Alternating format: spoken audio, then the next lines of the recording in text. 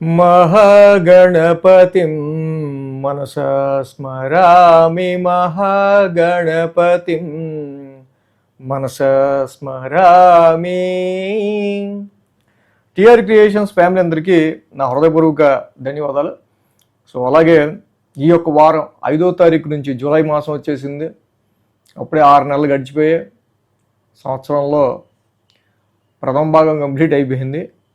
So July మాసానికి సంబంధించి 5వ తారీఖు నుంచి 11వ తారీఖు వరకు కూడా ద్వాదశ రాశుల వారికి రాశి ఫలాలు ఏ విధంగా ఉండబోతుందనే చూద్దాం. ఈ వారం మేజర్ ట్రాన్సిటల్ చేంజ్ విషయానికి వస్తే బుధుడు ఇక్కడ ఈ రాశి జనరల్గా గోచారంలో మళ్ళీ తిరిగి మిథున రాశిలోకి వస్తూ ఉన్నారు. ఆయన వక్ర స్థితిలో సంచారం చేస్తున్నారు బుధ భగవానుడు. అలాగే శుక్రుడు కూడా ఈ వారం ప్రారంభం నుంచే సింహరాశి కేతువుతో కలిసి ఆయన కూడా యుతిలో ఉంటూ ఉంటారు. ఇక మీనంలో శని, వృషభంలో కుజుడు, మిథునంలో రవి బుధులు, ఉచ్చస్థితిలో గురుడు కర్కాటక రాశిలో ఇప్పుడు లోన్లీగా ఆయన గోచారంలో ఉన్నారు. శుక్రకేతువులు సింహరాశిలో, కుంభంలో రాహు. అలాగే చంద్రుని యొక్క గమనం కూడా మనం చూసినట్టయితే కనుక కుంభం, మీనం, మేషం, వృషభం ఈ 4 రాశుల మీదుగా చంద్రుని యొక్క గమనం కూడా ఉంది. ఈ విధమైన గ్రహస్థితి ఆధారంగా చంద్రుని యొక్క గమనం ఆధారంగా ద్వాదశ రాశుల వారికి సంబంధించి ఈ వారం వార ఫలాలు ఏ విధంగా ఉండబోతుంది అనేది మనం చూద్దాం. కుంభరాశి వారికి సంబంధించుద్దాం. కుంభరాశి వారికి సంబంధించి చూస్తే కనుక ఈ రాశికి 1, 2, 3, 4 స్థానాల మీదుగా చంద్రుని యొక్క సంచారం ఉంది. ఆదివారం అలాగే గురు, శుక్ర 3 రోజులు కూడా చంద్రబలం అనుకూలంగా ఉంటాయి. అయితే మెయిన్గా ఈ రాశికి చూస్తే కనుక రాశిలో రాహు సంచారం కావచ్చు. అలాగే ఎక్కడ చూసినా కూడా గ్రహాలన్నీ కూడా ప్రతికూలమైన గోచారంలో ఉన్నాయి. అంటే డైరెక్షనల్ స్ట్రెంత్లో అయితే ఏ గ్రహాలు లేవు.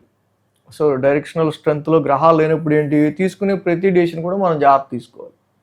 సో డైరెక్షనల్ స్ట్రెంత్లో గ్రహాలు లేకపోవడం వల్ల ఇక్కడ ఆర్థిక పరంగా ఏంటి, ఇటు గృహపరంగా ఏంటి, సో మీరు పెట్టుకున్న ఇన్వెస్ట్మెంట్స్ థాట్స్లో ఏంటి, సంతానానికి సంబంధించి కావచ్చు, సో అనుకోకుండా కొన్నిసార్లు సమ్ లిటిగేషన్స్ కావచ్చు. సో ఇక్కడ మెయిన్గా సప్తమంలో ఈ వారం నుంచి శుక్రుడి యొక్క సంచారం నడుస్తుంది. బుధుడు మళ్ళీ తిరిగి పంచమ స్థానంలోకి వస్తున్నారు. సో కాబట్టి ఇక్కడ ఏదో మనం తిరిగి ఆలోచించాం, రీథింకింగ్ చేసాం, సో దీనివల్ల బాగా వర్కౌట్ అవుద్దని. కానీ సప్తమ స్థానంలో న్యాచురల్గా ఈ యొక్క స్థానంలో శుక్రుడి యొక్క సంచారం కూడా అంత అనుకూలించదు.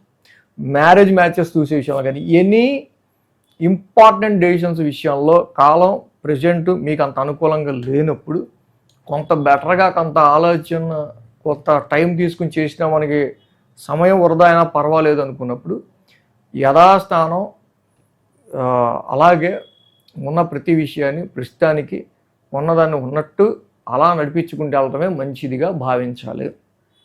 కాబట్టి ప్రతి డెసిషన్లో కూడా ఇక్కడ కుంభరాశి వాళ్ళకి మెయిన్గా నవగ్రహాలు కూడా వీరికి కొంచెం ప్రతికూలమైన డైరెక్షన్స్లోనే ఉన్నాయి. కాబట్టి సమ్టైమ్స్ తప్పదు, కొన్నిసార్లు మీ ఒక్కడిగా మిగతా రాశులు కూడా అలా వస్తూ ఉంటుంది. కాబట్టి ఈ టైంలో ఏలినాడిసి నడుస్తుంది, గురుబలం తగ్గిపోయింది. సో పంచమ స్థానంలో కూడా పెద్ద అనుకూలమైన గ్రహాలు లేవు. సో కాబట్టి ఇన్వెస్ట్మెంట్స్ ఏంటి, వ్యాపార పరంగా ఏంటి, సంతాన పరంగా తీసుకునే నిర్ణయాల పట్ల ఏంటి, కొంచెం జస్ట్ పాస్ బటన్లో మీ డైలీ రొటీన్ జనరల్గా ఎలా ఉందో అలా రొటీన్ కంటిన్యూ చేయడానికి, జాబ్లో కొంచెం ఎక్కువ పర్ఫార్మెన్స్ని పెంచే విధంగా చూసుకోవడానికి, మీ వైపు ఏది తప్పు దొరలకుండా చూసుకునే విధంగా కొంచెం జాగ్రత్తగా ముందుకెళ్తూ కుంభరాశి వాళ్ళు ఉంటే మంచిది. సో ఏ గ్రహం అనుకూలించట్లేదమ్మా ఇలా ఉందా అని ఏం లేదు.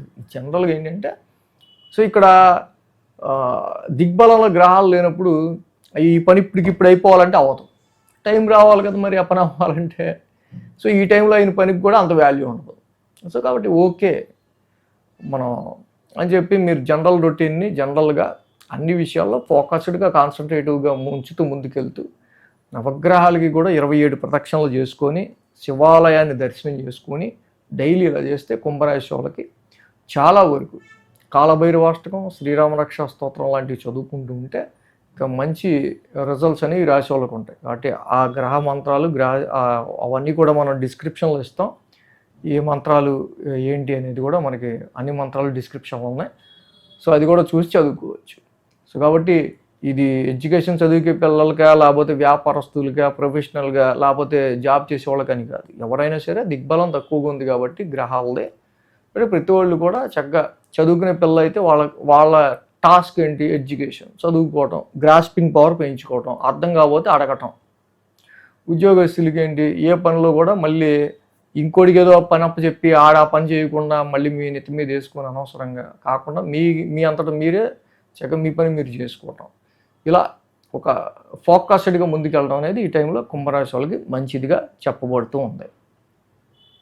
ఈ వీడియో కనుక మీకు నచ్చినట్లయితే లైక్ చేయండి, షేర్ చేయండి. మరిన్ని అప్డేట్స్ కోసం సబ్స్క్రైబ్ చేయడం మాత్రం మర్చిపోకండి.